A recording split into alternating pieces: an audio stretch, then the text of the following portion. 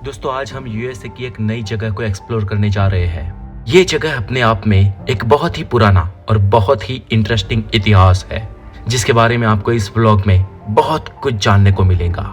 दोस्तों हम आज जाने वाले हैं नेटिव अमेरिकन्स लोगों के म्यूजियम। जी हाँ दोस्तों, नेटिव अमेरिकन्स वो लोग हैं जिन्हें रेड इंडियंस कहा जाता है।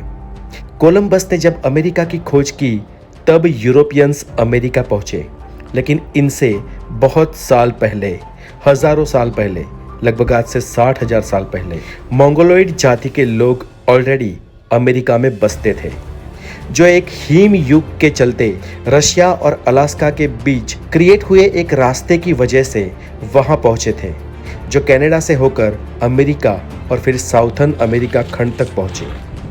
आज कनाडा और अमेरिका में बहुत ही कम नेटिव अमेरिकन्स यानी कि रेड इंडियंस हैं, क्योंकि यूरोपियंस ने इनका खात्मा कर दिया था। ये हमने इतिहास में भी पढ़ा है और इसलिए आज इन लोगों के भी म्यूजियम है, उनके इतिहास के म्यूजियम है। और आज उन्हीं म्यूजियम में से एक म्यूजियम मैं आपको इस वीडियो में दिखाने जा रहा हूँ, जिसमें दोस्तों आप जानोगे रेड इंडियंस के बारे में। Hi friends, so how are you all? Actually हम आए हैं अभी नेटिव अमेरिकन यानी कि रेड इंडियन के म्यूजियम में। ये एक म्यूजियम है, उनकी यादगिरी, इनकी कुछ चीज़ें हैं जो यहाँ पर संग्रहित है। यू कैन सी ये लोग यहाँ पर एक्चुअली नेटिव थे और बाकी सभी यहाँ पर माइग्रेट हुए हैं, इमिग्रेंट है। तो यहाँ पर इनके लिए कुछ संग्रहित जगहें रखी गई है, उनके लिए कुछ म्यूजियम्स है, उन लोगों के लिए वो लोग कैसे जीते थे पहले के, यहाँ के रियल हिस्ट्री यहाँ पे की क्या है, बहुत ही ओल्ड हिस्ट्री, उन सब के बारे में ये म्यूज़ियम हमें बताता है। हालांकि मैंने इस पर भी वीडियो बनाया है, ये लोग कहाँ से आए थे, यहाँ पर कैसे सेटल हुए, लेकिन ये जो यूरोपियन है पिछले 300-400 सालों से ही यहाँ पर आए थे। बाकी ये जो है लोग, ये नेटिव अमेरिकन यहाँ पर हज़ारों सालों से रह रहे थे। ऑलमोस्ट पिछले 60,000 ईयर से यहाँ पे वो थे और उन लोगों को ख़त्म कर दिया इन यूरोपियनों ने। हम सब जानते हैं ये हिस्ट्री। और अभी उनकी कुछ जनसंख्या ही यहाँ पर बची है, तो उसमें जाएंगे एंड यू कैन सी यहाँ पर कितनी स्नो है। ये जो वाइट चारों ओर दिख रही है, सभी बर्फ़ गिरी हुई है। हालांकि वेदर अभी माइनस में नहीं है, +1-2 डिग्री होगा और सन है, लेकिन फिर भी ऑलमोस्ट स्नो पिघल गई है। किनारों पर आपको स्नो दिखेगी। सो फ्रेंड्स, चलिए अभी उस म्यूज़ियम में जाते हैं एंड लेट्स सी इनसाइड।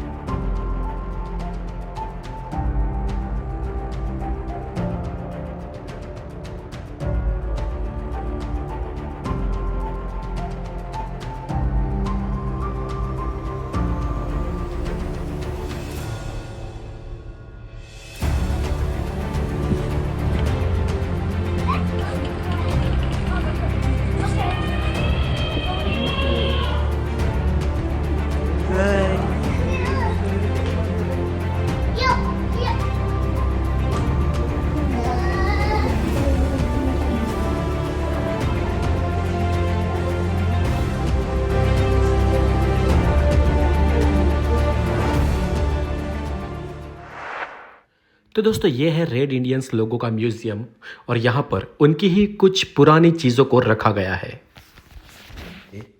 इनमें से ऑलमोस्ट सभी चीज़ें ओरिजिनल है, कुछ कुछ को बनाया गया है, बाकी सब कुछ ओरिजिनल है। कुछ चीज़ों को उनकी लाइफ दिखाने के लिए डिज़ाइन किया गया था।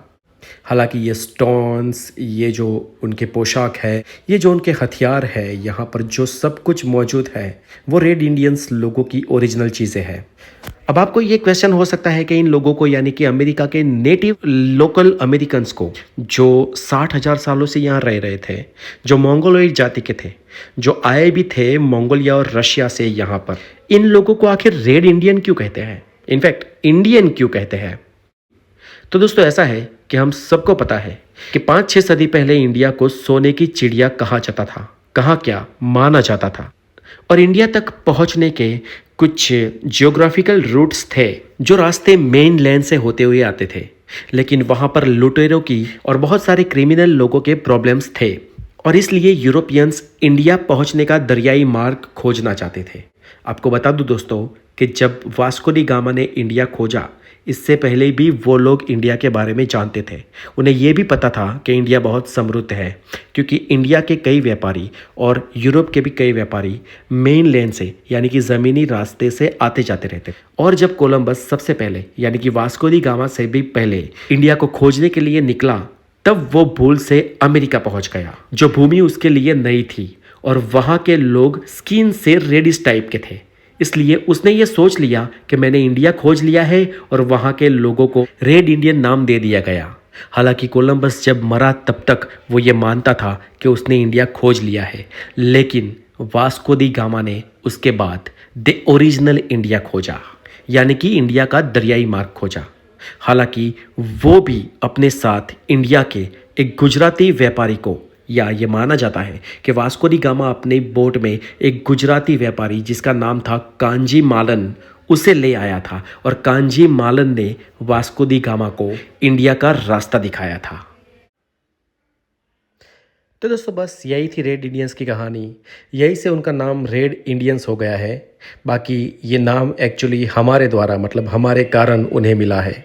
और दोस्तों यहाँ पर जो उनका म्यूज़ियम है, वहाँ पर आप उनकी बनी बनाई कुछ चीज़ें देख सकते हैं और कुछ ऐसी भी चीज़ें हैं यहाँ पर जो रखी गई है सेलिंग के लिए, जो रेड इंडियंस लोग बिलीव करते थे कुछ स्टोन्स में। तो ऐसे स्टोन कुछ रखे गए हैं, यहाँ पे आप ख़रीद भी सकते हैं। और बस उन्हीं की चीज़ें हैं, उन्हीं का म्यूज़ियम है। हालांकि यहाँ पर बहुत कुछ मैंने सर्च किया तो जानने को भी मिला, उनकी संस्कृति, उनकी सभ्यता, उनके पोशाक, वो लोग कैसे बर्तन में खाते थे, ये सब। तो इट्स क्वाइट नाइस म्यूज़ियम। और अभी तो ये लोग यहाँ पर यूएस में बहुत ही तादाद में कम हो गए हैं, लेकिन इन लोगों के लिए अभी पुनरुत्थान के लिए भी गवर्नमेंट के द्वारा प्रयास किए जा रहे हैं। So that's it for today.